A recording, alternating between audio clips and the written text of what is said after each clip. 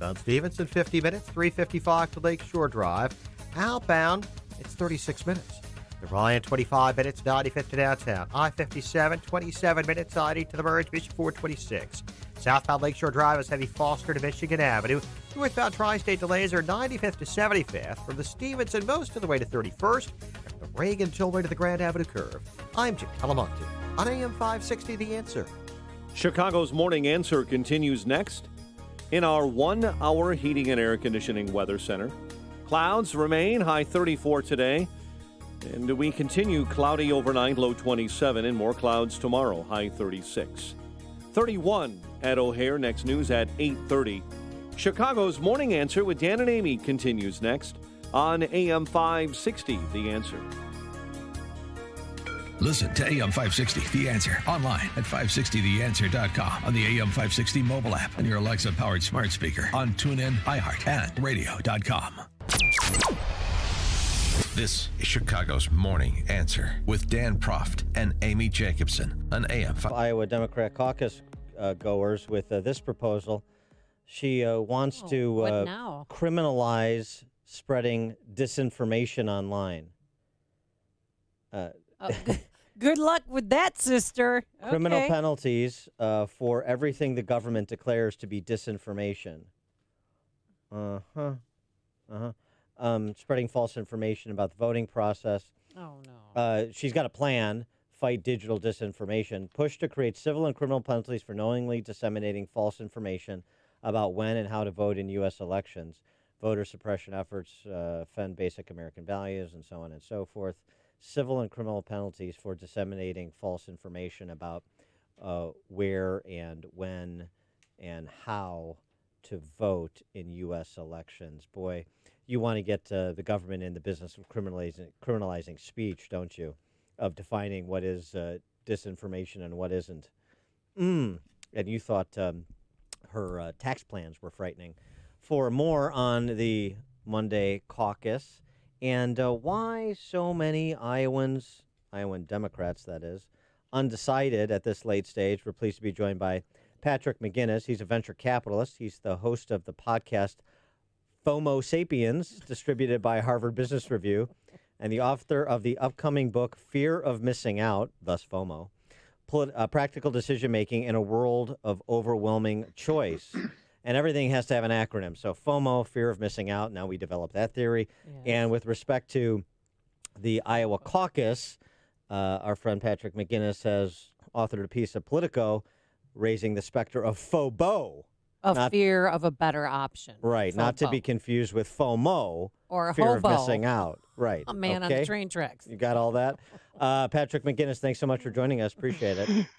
Thanks so much for having me. Good morning. Good morning. So I talked to a Democrat pollster on my other show last evening, and I sort of put this, is FOBO, is that what's at play in Iowa? And he said, no, I don't think it's that. I think you have a lot of Iowans who are trying to decide between two candidates they like, because remember the early polling when there was all this talk about a white knight coming to rescue the Democrats from themselves, Hillary Clinton, Michelle Obama, et cetera, was no. It turns out that the overwhelming majority of Democrats were satisfied with the field, even when it was much larger than it is now.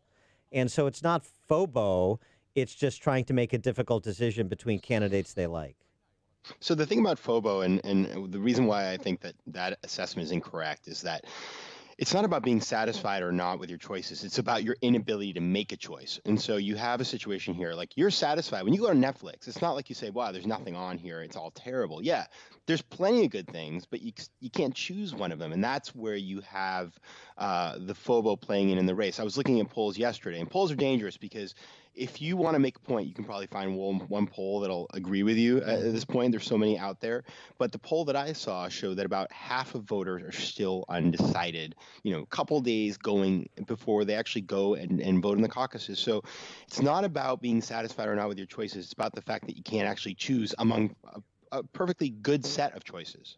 And then 53%, as you mentioned, Democrat voters said they're open to supporting a different Democratic candidate, and the one all the polls kind of seem to be learning towards Bernie. And why do you think he's gaining momentum in Iowa and nationally? I mean, that would. What happened?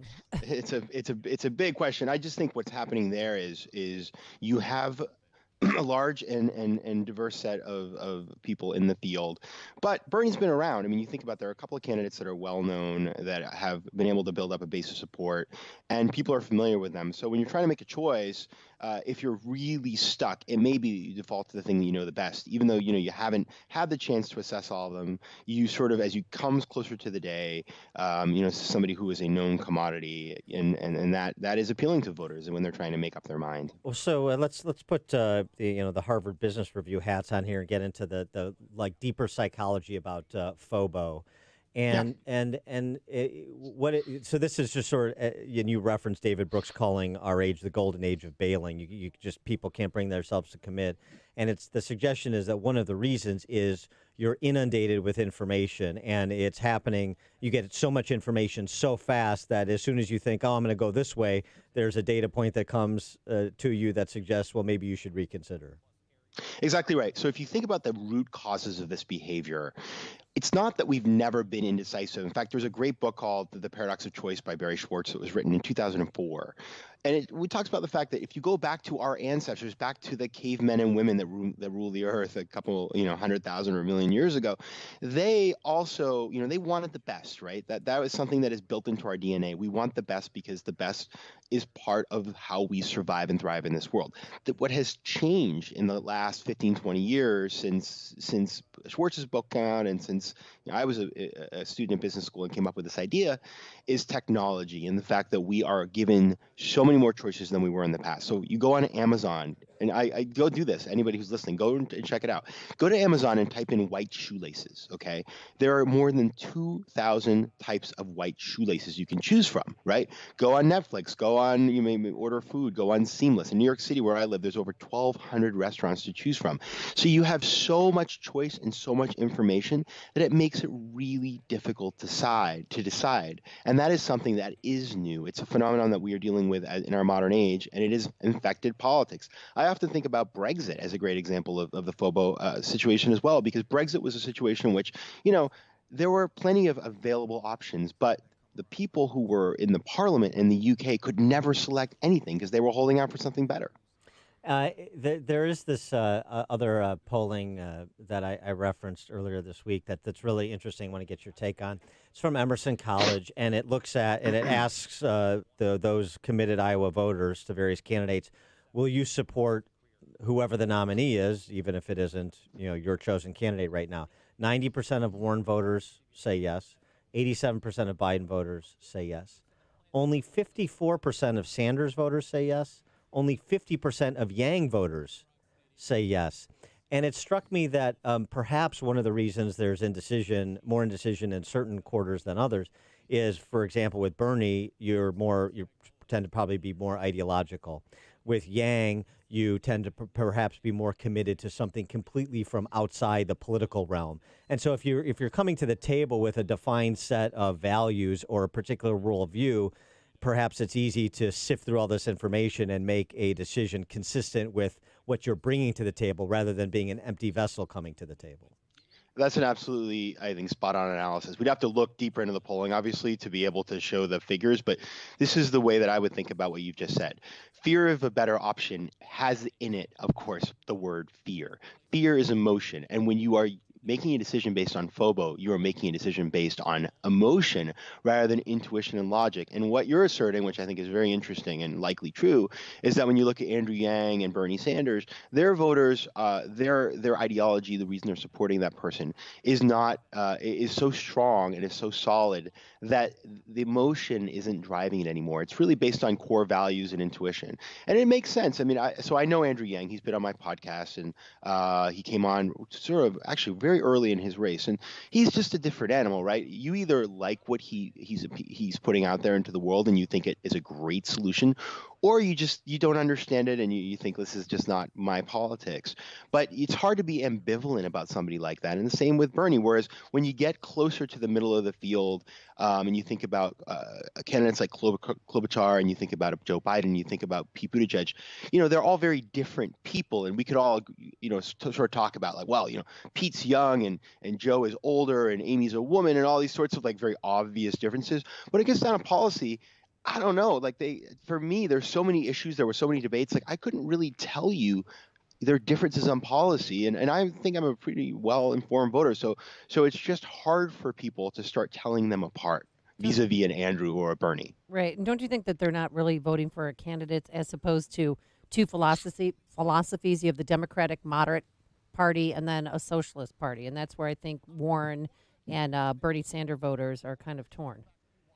Yeah, I think that when you have a stark difference between people in terms of ideology within a party, it's almost like you have two caucuses in a sense, right? And so it makes it, you will have then, a split. You'll have the sort of the FOBO voters in the center and the FOBO voters in the right, and on the far left. And we'll have to see how that plays out. But I think it's hard to clump them all together at this point because it's, we'll need to see. But it's hard to see somebody who's an Andrew Yang supporter, sort of saying, well, Andrew, if he didn't make it through, well, you know what? I'm going to go switch to Pete Buttigieg because they're just so different. He is Patrick McGinnis, venture capitalist, the host of the podcast FOMO Sapiens, distributed by Harvard Business Review, the author of the upcoming book Fear of Missing Out. The only thing we have to fear is missing out, or a better option. Fear of missing out, practical decision-making in a world of overwhelming choice. Patrick, thanks so much for joining us. Appreciate it. Thanks. And he joined us on our turnkey.pro answer line. It's news, opinion, insight. This is Chicago's Morning Answer on AM 560. The Answer. Signature Bank is Chicago's fastest-growing independently owned business bank. It's a bank where relationships still matter. Signature Bank knows your name and your story. I'm Dan Proft, and I know this because Signature Bank is my business bank.